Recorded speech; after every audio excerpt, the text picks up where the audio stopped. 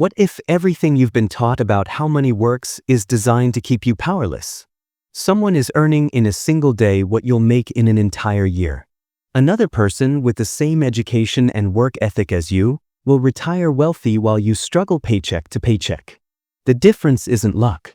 It isn't even skill. It's wealth psychology, the invisible force shaping every financial decision you make. And here's the dark truth of how money works. Most people never discover this hidden system exists. This is about understanding wealth psychology and why your money mindset determines everything. Because money doesn't actually work the way they told you. Work hard, save diligently, invest wisely. These aren't lies, exactly. They're incomplete truths that obscure a darker mechanism. Think about your own life for a moment. Why do some people seem magnetically drawn to wealth creation while others repel it? Why does financial intelligence feel natural to certain individuals but foreign to you? The answer isn't in your social media feed. It lives in the subconscious money beliefs you inherited, silent scripts written by parents who never escaped their own limitations, cultural narratives that celebrated suffering over abundance, and behavioral finance patterns that taught you to fear rather than master wealth. Your brain has been wired, deliberately or accidentally, to maintain a specific relationship with money. And that relationship? It's probably one of scarcity, anxiety, and self-sabotage. You tell yourself you want financial freedom, but every time opportunity appears, something inside pulls you back. You overspend when you should save. You play it safe when you should risk. You seek comfort when you should build empire. This isn't weakness. It's conditioning. By the end of this, you'll understand exactly why your financial reality looks the way it does, and more importantly, what it takes to transform it entirely. You're going to learn the precise psychological mechanisms that separate those who build wealth from those who chase it endlessly. You'll discover the invisible beliefs sabotaging your money decisions, the mindset shifts that unlock financial intelligence, and the specific mental frameworks the wealthy use that you've never been taught. This isn't theory. This is the operating system behind every fortune ever built, and you're about to see the code. The money psychology that governs your life was installed without your permission. Watch a child and you'll see it happening in real time. Every comment about money doesn't grow on trees, every fight between parents over bills, every moment wealth was portrayed as corrupting or impossible. These experiences crystallize into an abundance mindset or a scarcity mindset. And that mindset becomes behaviors. And behaviors become destiny. The wealthy understand something you don't. Not just about markets or investments, but about the nature of reality itself. They've decoded wealth secrets that transcend strategy. They've cultivated a rich mindset that operates on fundamentally different principles than the poverty consciousness most people mistake for common sense. Have you ever noticed how the same money habits keep repeating in your life, no matter how much you learn? And the most disturbing part, this knowledge has always been available, hidden in plain sight. Philosophers, psychologists, and power brokers have understood these principles for centuries. Jung mapped the shadow that sabotages your financial decisions. Nietzsche described the will required to transcend mediocrity. Machiavelli revealed how power actually flows in human systems. But these insights were never packaged for you, never translated into the language of financial psychology and wealth creation. Until now, you're standing at a threshold. Behind you, everything that brought you here, every limiting belief about how money works, every failed attempt at building wealth, every moment you wondered why success comes so easily to others. The understanding that those who control wealth have always possessed. The question isn't whether you'll encounter this truth, it's whether you're prepared to see how deep the illusion really goes. If you sense there's a truth here you've been circling but never quite grasped, subscribe now. This understanding doesn't come twice. So let's go deeper. Let's examine what's actually happening beneath the surface. Inside that space between stimulus and response where your financial fate is sealed. There's a war happening inside you. Every single day. On one side stands the version of yourself that craves freedom, abundance, and power. On the other, a voice whispering that you're not enough, that wealth corrupts, that people like you don't get to win. This isn't poetic metaphor. It's the actual battlefield where your financial destiny is decided. Most people lose this war before they even know it's being fought. Your wealth mindset didn't form from rational analysis. It emerged from 1,000 tiny moments you've probably forgotten. The time your parents went silent when bills arrived. The way your teacher spoke about rich people with barely concealed contempt. That friend who accused you of changing the moment you showed ambition. Each incident carved neural pathways. Each one installed a program. And now those programs run automatically, shaping every financial choice you make without your conscious awareness. Jung called it the shadow, the hidden parts of yourself you've disowned and buried. What does your shadow believe about money? That wanting it makes you greedy? That having it will leave you isolated? That pursuing it means losing yourself? These aren't harmless thoughts. They're saboteurs, working in silence, dismantling every opportunity before it can take root. Watch someone with limiting money beliefs in action. They'll get a raise and immediately find ways to spend it. They'll be offered a promotion and discover reasons why they're not qualified. They'll start a business and unconsciously ensure it fails. It looks like bad luck. It's psychological programming, doing exactly what it was built to do, keeping you safe inside the familiar prison of scarcity.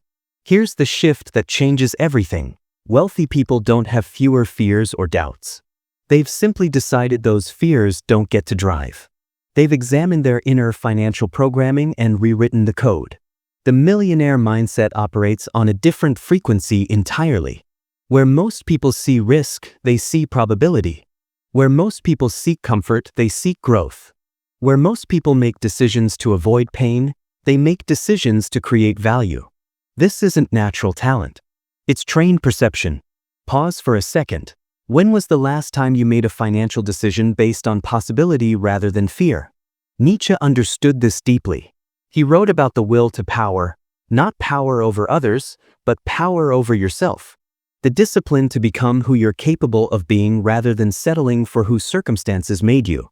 Every person who builds lasting wealth has exercised this will. They've looked at the beliefs handed to them and asked, is this actually true, or is this just what I was taught? That question is where transformation begins. Consider the concept of enough.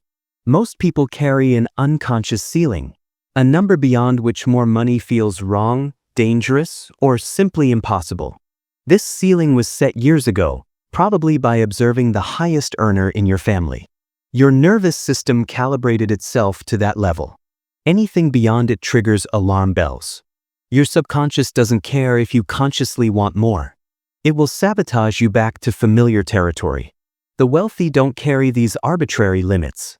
Not because they're greedy, but because they've questioned and dismantled the invisible barriers that hold others back. They've asked themselves the hard questions. Why do I believe I can only earn this much?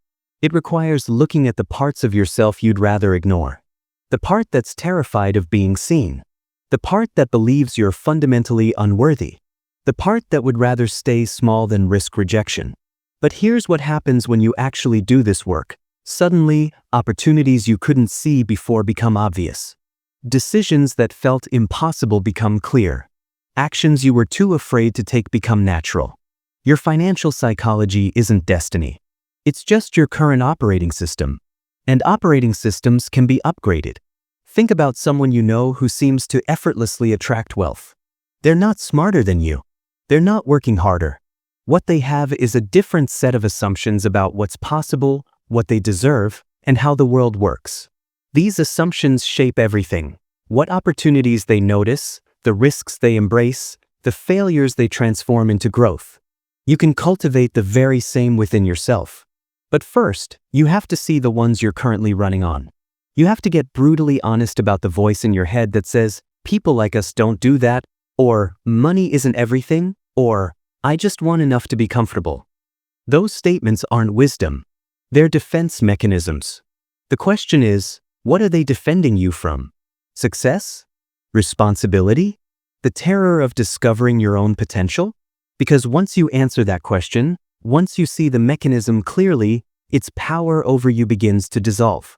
And that's when you're ready to understand not just the internal battle, but how those who've already won it actually think and operate in the real world. Which brings us to the tactical reality. You've seen the prison. You've witnessed the war. Now here's what comes next: learning to think like someone who's already won. By now, you understand that your money beliefs shape your reality. But understanding isn't enough. You need to see exactly how the wealthy operate differently, not just what they do, but how they think, decide, and move through the world. Because this is where theory becomes transformation. Let me tell you what nobody wants to admit. Wealth is a game of power, and most people never learn the rules. Not power in the cartoon villain sense. Power as agency, as authorship over your own life, as the capacity to shape reality rather than simply react to it. And the people who master wealth creation understand this instinctively. They're playing an entirely different game than you are. Here's what separates someone with a true millionaire mindset from someone who just dreams about it: their relationship with time. Most people trade time for money, believing this is the fundamental equation of work. The wealthy reverse it. They build systems where money generates more money, where effort compounds rather than dissipates. You go to work and earn a wage. They create assets that earn while they sleep. You think in terms of income. They think in terms of equity, leverage, and exponential growth. It's not that they're smarter.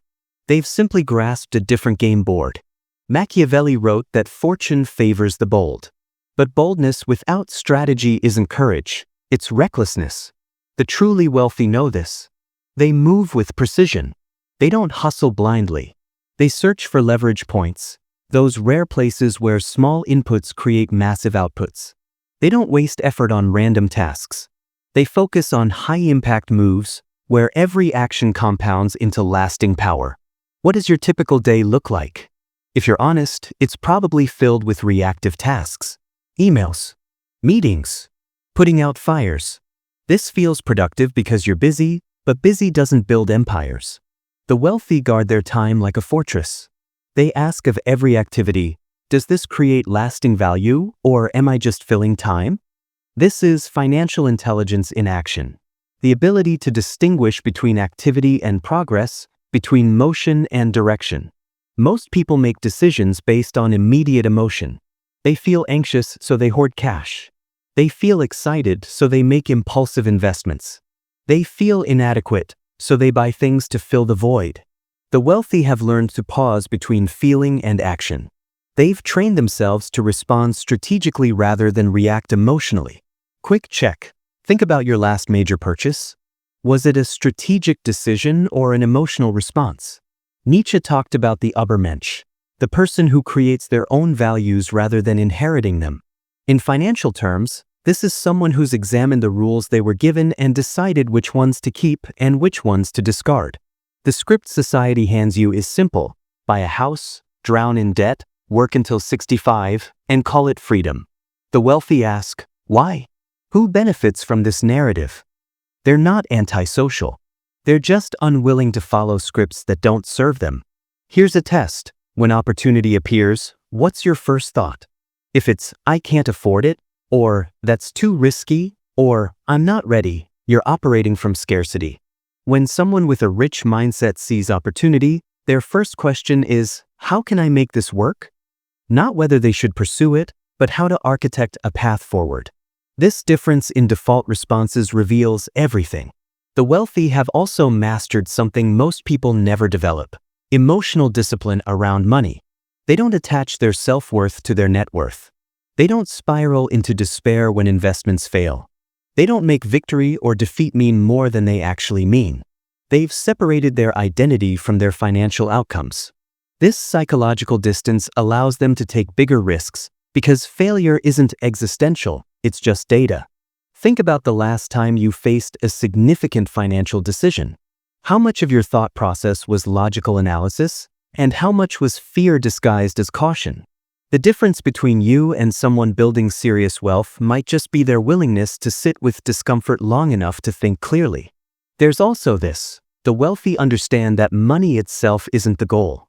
It's a tool for freedom, for impact, for creating the life they actually want rather than the life they've settled for. They're not chasing numbers on a screen. They're architecting reality. You can develop this same capacity, but it requires treating your financial education as seriously as the wealthy do. It requires studying not just tactics, but psychology. Not just what to do, but who to become. Not just strategies, but the mindset that makes strategy effective. Because here's the truth they won't tell you in school or at your job. Everything you've been taught about money was designed to create employees, not empire builders. Compliant workers, not independent thinkers. People who stay in their lane, not people who redraw the map entirely. The question is, which one do you choose to be? Because that choice, made consciously and repeatedly, determines everything that comes next. But before you can make that choice freely, you need to understand the invisible forces working against it, the machinery designed to keep you exactly where you are. So now we arrive at the uncomfortable truth. The reason changing your mindset feels so difficult isn't just internal resistance. There are external forces actively invested in keeping you confused. The lie was never in what they told you, but in what they left out. That's why financial intelligence is carefully kept out of schools. A reason your money psychology was shaped more by advertising than by education. A reason wealth secrets remain secret while debt is normalized, even celebrated. Someone profits when you stay confused. Let's be clear, this isn't conspiracy theory. It's simple economics. A person buried in debt is a compliant person. Someone living paycheck to paycheck doesn't have the luxury of asking difficult questions or taking meaningful risks. They need the system exactly as it is. They can't afford for it to change. And the system knows this. Look at how money is discussed in mainstream culture. Debt is called leverage. Spending is called investing in yourself. Keeping up with trends is called success. The language itself is designed to confuse you, to make wealth-destroying behaviors sound sophisticated and wealth-building behaviors sound boring or greedy. You're taught to be a good consumer, never a strategic accumulator.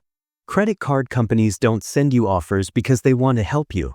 They've calculated, down to the decimal point, how much profit your financial psychology will generate for them.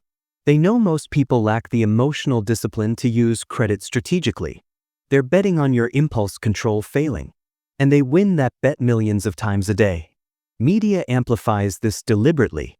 Every advertisement is a sophisticated attack on your money beliefs, designed to create artificial needs and emotional voids that only products can fill. You're not being sold shoes or cars or vacations. You're being sold an identity, a status, a solution to inadequacy you didn't know you had until 30 seconds ago. The people who understand wealth creation see through this immediately. They recognize manipulation when it's happening, not because they're cynical, but because they've studied the game. Ask yourself, how many of your recent purchases were genuine needs, and how many were responses to manufactured desire? Here's what makes the system so effective. It hijacks your deepest desires. It takes your legitimate need for belonging, significance, and security, then sells you counterfeits. You want community, so it sells you branded lifestyles. You want success, so it sells you status symbols. You want freedom, so it sells you debt disguised as empowerment. And most people never see it happening. The education system plays its role. You spend years learning facts you'll never use, but almost nothing about how money actually works. Not money mindset, not financial psychology, not wealth creation principles.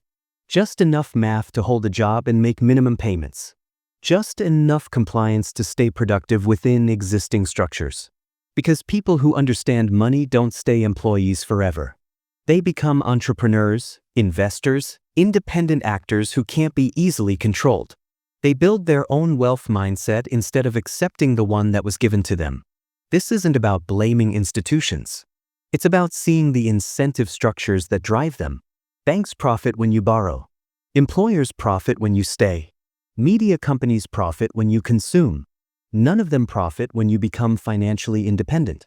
The truly wealthy learn these mechanisms early, often because they were born into environments where this knowledge was freely shared. They were taught to see systems, to recognize patterns, to ask who benefits, before making decisions. They were given the operating manual everyone else has to discover on their own. But here's the empowering part. Once you see the machinery, it loses its hold over you. You can't unsee how advertising works. You can't unknow the incentive structures. You can't return to unconscious participation once you've woken up to how the game is played. This awareness is the first step toward genuine financial intelligence. Not just knowing how to invest or budget, but understanding the invisible forces shaping your choices. Recognizing when you're being manipulated. Seeing the difference between authentic desire and manufactured need. The system depends on your ignorance. Your power comes from refusing to provide it. Every time you pause before a purchase and ask, "Do I actually want this? Or am I being sold a solution to manufactured insecurity?" You're breaking the machinery. Every time you prioritize asset building over consumption, you're opting out of the game they designed for you. Every time you invest in your own financial education, instead of accepting the convenient narratives, you reclaim territory within your own mind. And it's on that territory that true wealth begins. Not in markets or investments or opportunities, but in the sovereign mind that can see clearly, think independently, and act strategically. That's the wealth they never wanted you to build. Which is exactly why building it matters. Because once you understand the game, the internal war, the external manipulation, the different rules the wealthy play by, you're finally ready for the most important question: what do you actually do about all of this? So here we are. The final piece. Everything you've learned has been leading to this moment. The moment where knowledge becomes action, where understanding becomes transformation. You've seen the illusion. You've witnessed the war in your own mind. You've glimpsed how the wealthy think and how systems profit from your confusion. The question is, what now? Because knowledge without transformation is just entertainment. Understanding these principles changes nothing if you return to the same patterns tomorrow. The real question isn't whether you believe what you've learned here. It's whether you're willing to do something about it. Let's start with the foundation. Your money beliefs need to be examined like evidence at a crime scene. Not accepted, not defended, examined. Take out a piece of paper and write down every belief you hold about money. All of them. Money is hard to make. Rich people are selfish. I'm not good with numbers. You have to work hard to earn. Now ask yourself, is this actually true, or is this just what I was taught? Most of what you believe about money came from people who never mastered it themselves. Your parents probably did their best, but they were operating from their own unexamined programs. Your teachers repeated cultural narratives without questioning them. Your friends reinforced shared limitations to avoid the discomfort of one person outgrowing the group. None of them gave you permission to think differently. So here it is. You have permission. You have permission to want wealth.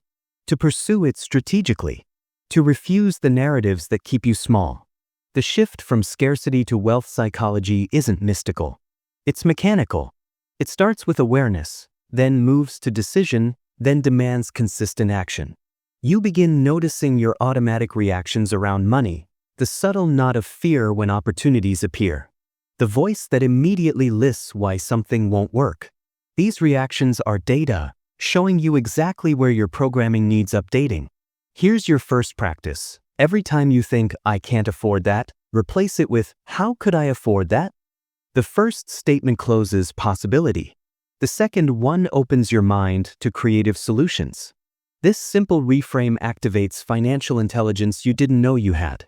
Try it right now. Think of something you recently dismissed as too expensive and ask yourself, how could I actually afford this? Second, start thinking in assets, not income. Income is what you trade time for. Assets are what generate returns without your constant presence. Every wealthy person understood this shift.